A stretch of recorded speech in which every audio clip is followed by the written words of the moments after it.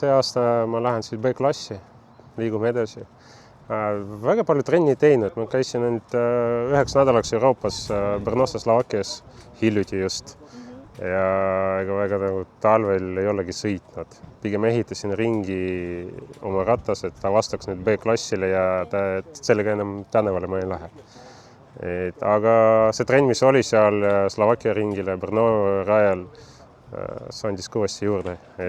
Väga esiteks heal tasemel rajad ja uued kogemused sai seal saavutatud ja uusi asju õpitud. Ja täna on tegelikult teist korda, ütleks, et esimest korda siin nüüd Pärnu rajal sõidame, sest üks päev me sõitsime 5 ringi ja siis hakkas vihma sadama, me läksime koju.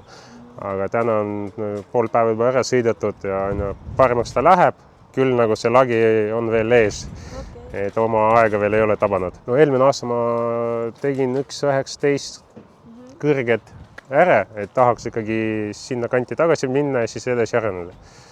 Praegu 1.20 ära sõidetud, selles mõttes hakkab looma natukene, aga täna on suhteliselt libe ikkagi.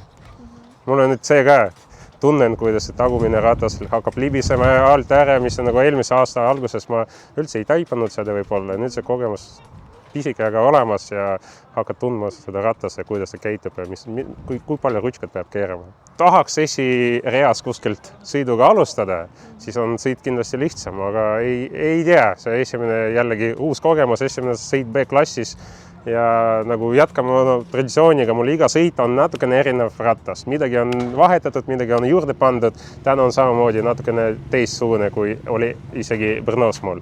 Et selles mõttes ei tea. Aga loodan, et hästi läheb homme.